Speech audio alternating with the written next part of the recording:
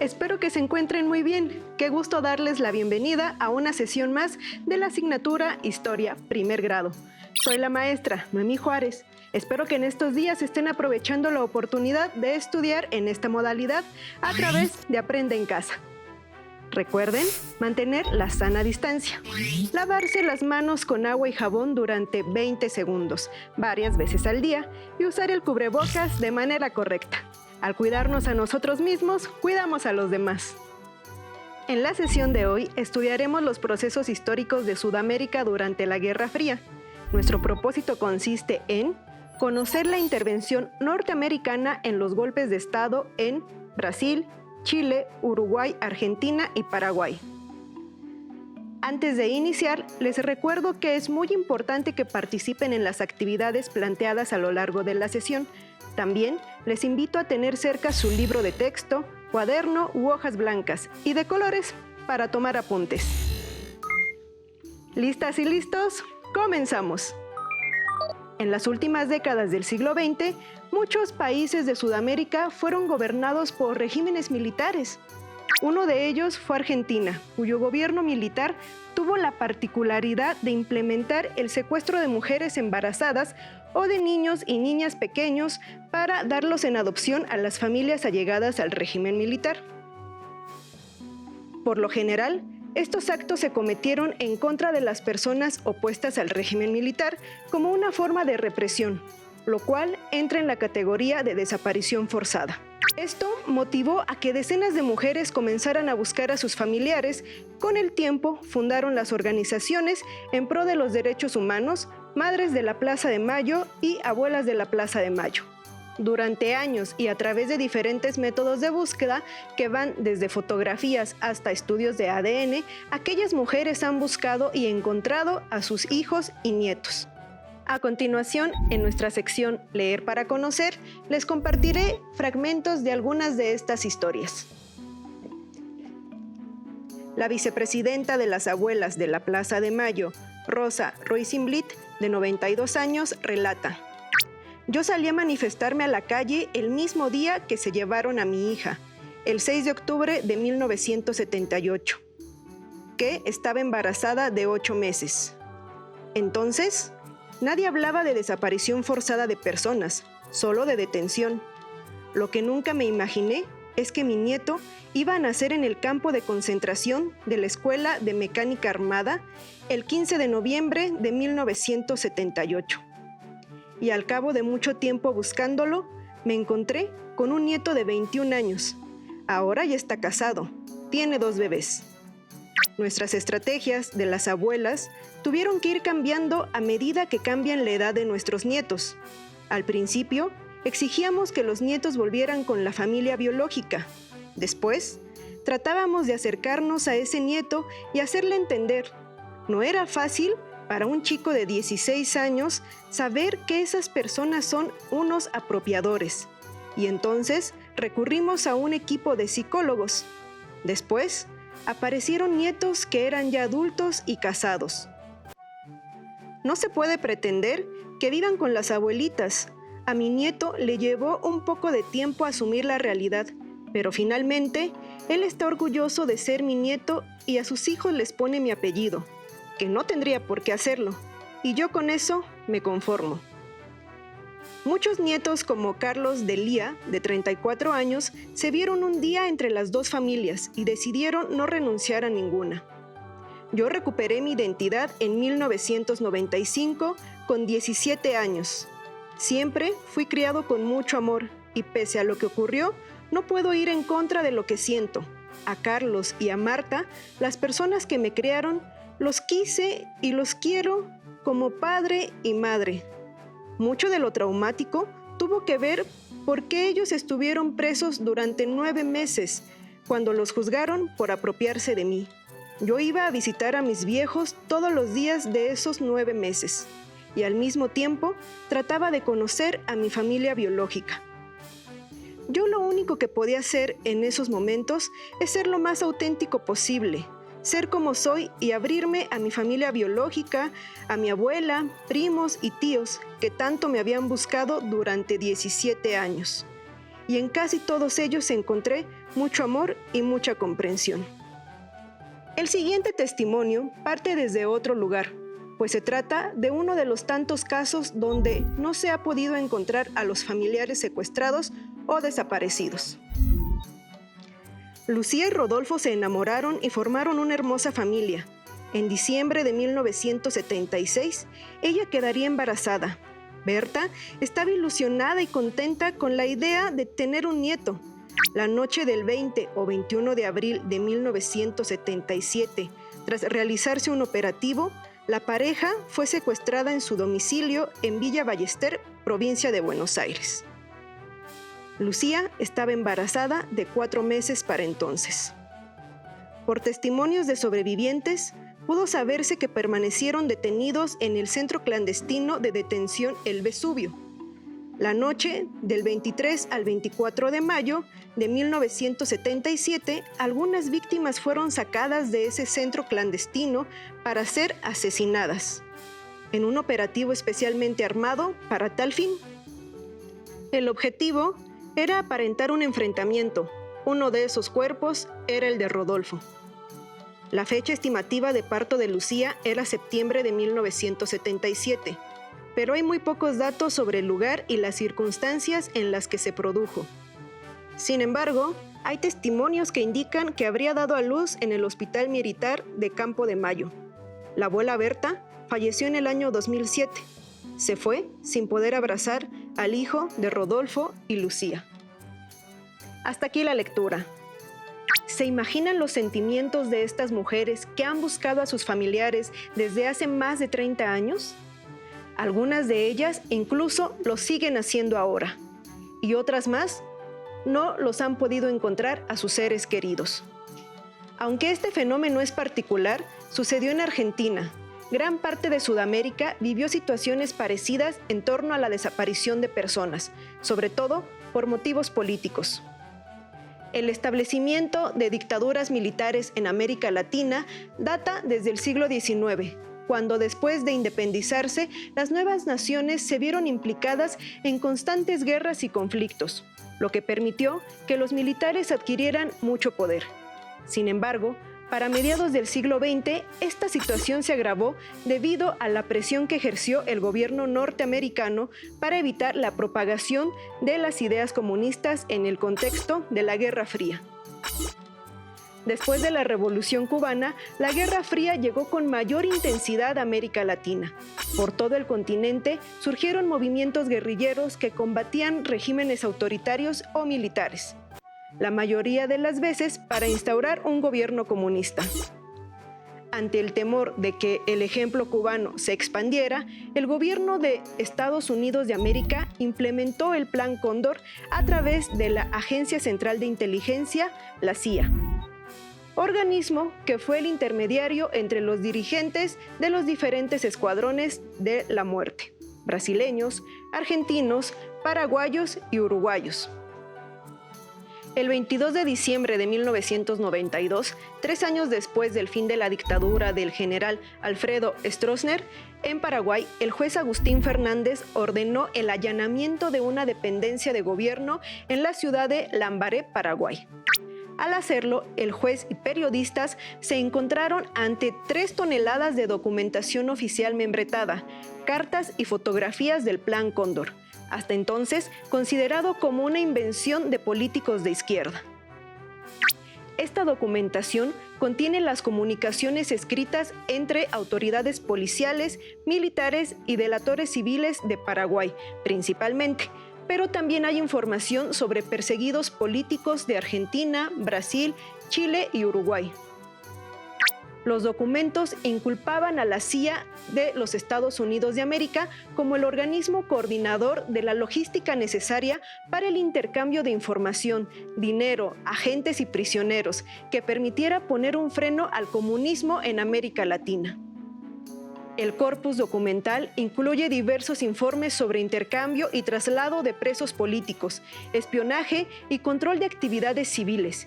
Incluso existen informes de reuniones familiares o de simples charlas entre amigos. Los llamados archivos del terror evidenciaron cómo se planificó el terrorismo de Estado, siguiendo las instrucciones del gobierno estadounidense. También reflejan un sistema de control social donde la más mínima manifestación de inconformidad y rechazo hacia el gobierno se consideraba un acto subversivo que era reprimido en forma extrajudicial, sumaria y secreta.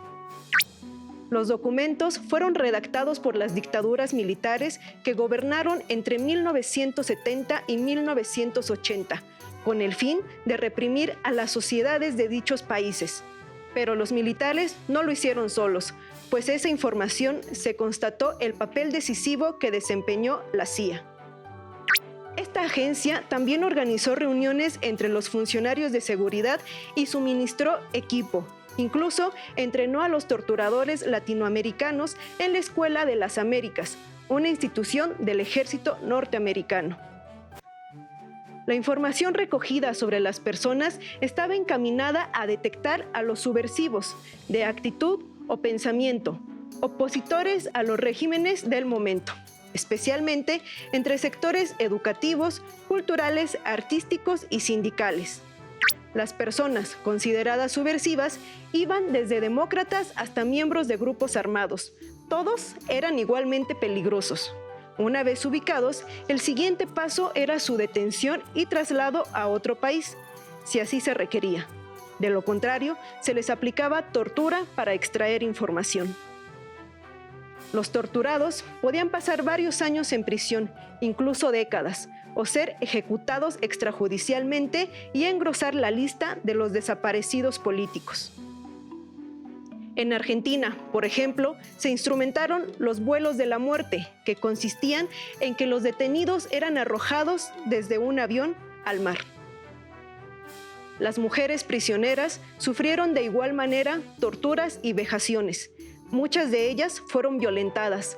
Las que tuvieron hijos en las cárceles les fueron robados y adoptados por familias de los militares.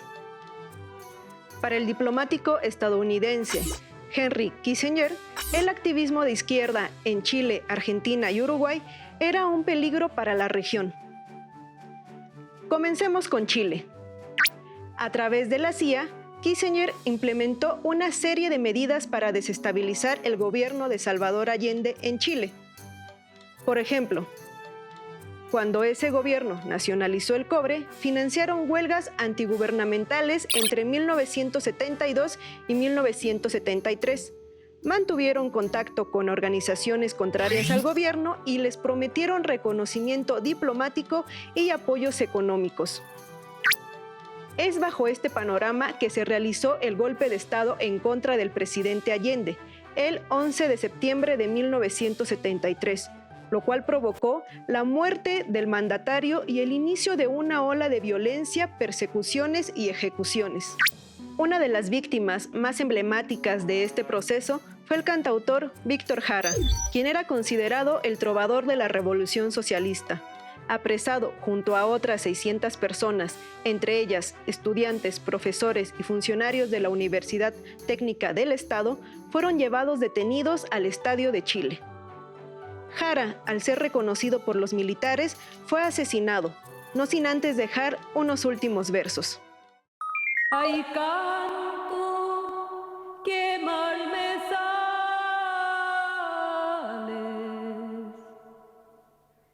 cuando tengo que cantar espanto, cuando tengo que cantar espanto. Espanto como el que vivo, como que muero de espanto,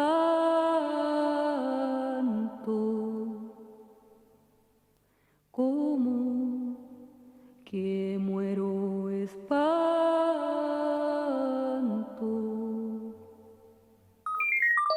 ensañamiento contra Jara fue uno de los signos de la brutalidad que se avecinaba, una vez derrocado el gobierno del presidente socialista Salvador Allende. Kissinger, el presidente Nixon y la CIA apoyaron a la junta militar chilena y al dictador Augusto Pinochet, pese a que las noticias sobre ejecuciones, persecuciones y desapariciones fueron conocidas a lo largo del continente y del mundo. Continuemos con Argentina.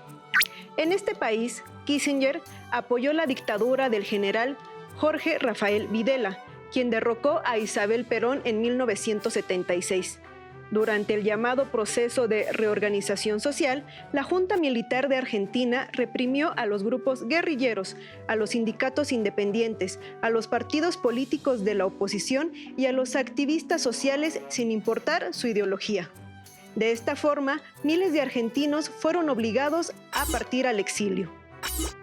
Durante los gobiernos de la Junta Militar y de Rafael Videla, que abarcaron de 1976 a 1983, desaparecieron más de 30,000 personas. Frente a esto, las madres y abuelas de los desaparecidos organizaron protestas para exigir su presentación con vida. A este colectivo, como leímos, se le conoce como las Madres de la Plaza de Mayo. El 30 de abril de 1977 marcharon por primera vez alrededor de la Plaza de Mayo con un pañuelo blanco. En 1979, la represión contra el grupo aumentó, por lo que dejaron de manifestarse, pero al año siguiente retomaron sus marchas alrededor de la plaza. Al finalizar la dictadura, demandaron conocer el destino final de sus familiares, esclarecer quiénes fueron los responsables de los crímenes de lesa humanidad y promover su enjuiciamiento ante las autoridades competentes. Las madres de la Plaza de Mayo, que continuaron su lucha por la memoria en Argentina, han logrado reunir a muchos niños y niñas con sus familias biológicas. De los casi 400 casos conocidos, han recuperado 130 de sus nietos y se les ha restituido su verdadera identidad. Sin embargo, el mundo tardó en reaccionar ante lo que se vivía en el Cono Sur. En 1978 se realizó en Argentina el Mundial del Fútbol, a pesar de que muchos exiliados, políticos y extranjeros protestaron en diversos países con el fin de boicotear el evento. Para la dictadura argentina, la ejecución exitosa del Mundial dio al mundo una imagen de estabilidad social. Finalmente, el último ejemplo del cual hablaremos es el de Uruguay, en donde también existió una dictadura militar de 1973 a 1985, periodo en que se persiguió, torturó, encarceló y se ejecutó a hombres y mujeres por su filiación política. Los militares uruguayos prohibieron la existencia de cualquier partido político. En 1970, la guerrilla uruguaya, los Tupamaros, secuestraron a Dan Mitrione, agente del FBI, quien había enseñado métodos de tortura a la policía uruguaya, para lo cual se presume que se utilizaron a las personas en situación de calle. Los Tupamaros los ajusticiaron, desencadenando así una represión inaudita contra cualquier grupo político de oposición. El cuerpo de Mitrione fue recibido con honores en Estados Unidos de América y se le rindieron homenajes. Como hemos estudiado, la influencia norteamericana en la política de América Latina tuvo repercusiones negativas. Las violaciones a los derechos humanos se extendieron a todo el continente. Ante el miedo de la amenaza comunista, los estadounidenses sumieron a la región en un periodo de dictadura militar y represión de diversos tipos. En Paraguay, Argentina, Brasil, Colombia y Chile, Kissinger ofreció asesoría militar, consejeros y asesores para la persecución de la oposición. Chile, Argentina y Uruguay fueron los 3 países más activos en la persecución, intercambio y desaparición de militantes comunistas, pero por lo menos 6 regímenes militares operaron en conjunto para desaparecer a sus enemigos comunes, bajo los planes de la Operación Cóndor. Afortunadamente, esta situación terminó en los años 80, Antes de despedirnos, presten atención al siguiente video para comprender este proceso de manera regional y el paso entre las dictaduras militares a la democratización. A partir de la década de los 50, en varios países de Sudamérica, los militares tomaron el poder de forma violenta, disolvieron los congresos y suspendieron las garantías constitucionales. Además, establecieron regímenes donde ellos eran la máxima autoridad. No existían los derechos políticos y sus opositores eran perseguidos. Durante la Guerra Fría, Estados Unidos capacitó fuerzas armadas latinoamericanas para que combatieran a organizaciones y movimientos sociales que pudieran apoyar al comunismo. Después del triunfo de la Revolución Cubana, en varios países latinoamericanos, los militares llegaron al poder con el pretexto de proteger la democracia de peligrosos movimientos subversivos. Fue el caso de las dictaduras de Argentina, Chile y Uruguay. Estos gobiernos propusieron una reorganización nacional que restaurara la autoridad del Estado y reactivara la economía para poner fin al desorden social y eliminar de forma permanente futuras amenazas de los grupos de izquierda. En 1975, las dictaduras de Argentina, Bolivia, Brasil, Chile, Paraguay y Uruguay establecieron un sistema de coordinación represiva contra sus opositores políticos, que incluyeron asesinatos y desapariciones forzadas. El Plan Cóndor, con participación de Estados Unidos. Pero estos gobiernos no duraron para siempre. Al inicio de la década de los 80, el gobierno militar argentino enfrentó una crisis importante que acrecentó la oposición a su régimen. Para recuperar el apoyo popular, en 1982 inició una guerra contra Gran Bretaña, con el argumento de defender la soberanía argentina de las Islas Malvinas. La derrota de las Fuerzas Armadas argentinas provocó que el régimen perdiera fuerza y se viera obligado a convocar a elecciones. Derrotado, el gobierno militar le cedió el paso a uno civil en 1983.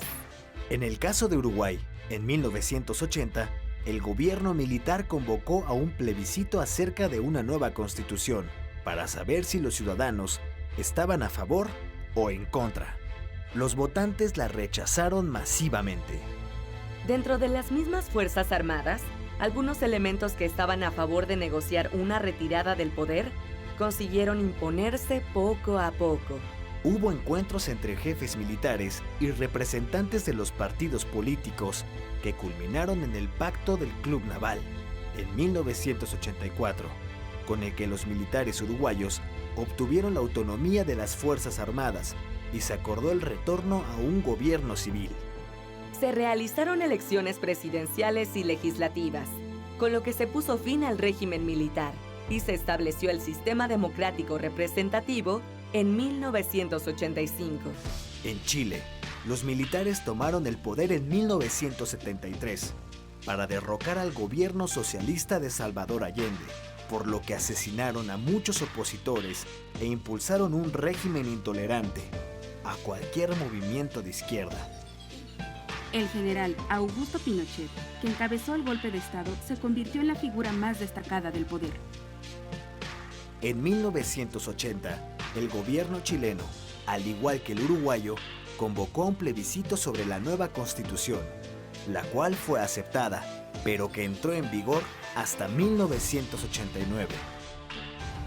Entre 1981 a 1989, la Junta Militar de Gobierno nombró al general Pinochet presidente, dando continuidad a la dictadura.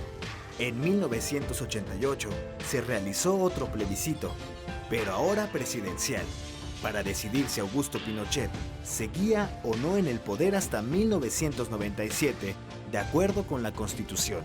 La población votó por el no, y el gobierno tuvo que reconocer su derrota.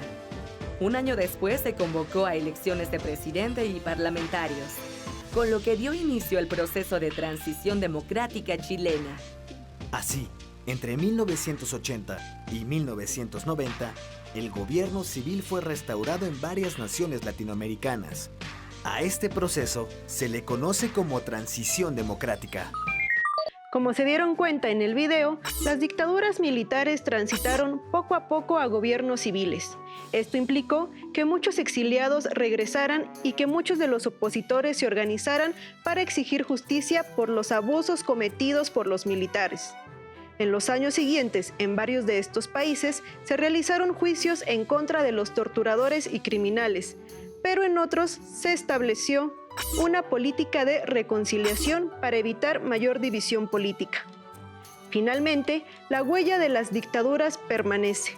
Hay muchos desaparecidos y personas que aún no han recibido justicia y que luchan hoy en día por ella. Antes de despedirnos, les propongo el siguiente reto para consolidar sus aprendizajes sobre el tema. En su cuaderno, elaboren un esquema como el que se muestra en pantalla, donde señalen las diferencias entre un sistema de gobierno democrático y una dictadura, a través de los siguientes puntos. ¿Cómo es la relación con la oposición política, los medios de comunicación o prensa, la libertad de expresión y manifestación de la población civil y las elecciones gubernamentales? Para resolver el reto, recuerden consultar su libro de texto. También pueden investigar en otras fuentes de información que tengan a la mano. ¡Listo! Terminamos, pero aún nos queda mucho por explorar y descubrir, así que nos vemos pronto aquí en Aprende en Casa. ¡Hasta la próxima! Si tienes dudas o necesitas ayuda, llama al Centro de Apoyo Pedagógico a Distancia. El número de teléfono para secundaria es el 55 36 01 71 23. Si requieres consultar los libros de texto en versión digital, recuerda que los puedes encontrar en la página conalitec.cep.gov.mx. Y recuerda que también cuentas con el sitio aprendeencasa.cep.gov.mx, en donde podrás ver nuevamente los videos de los programas y además encontrarás actividades para fortalecer tus aprendizajes. También te invitamos a que consultes la plataforma nuevaescuelamexicana.cep.gov.mx.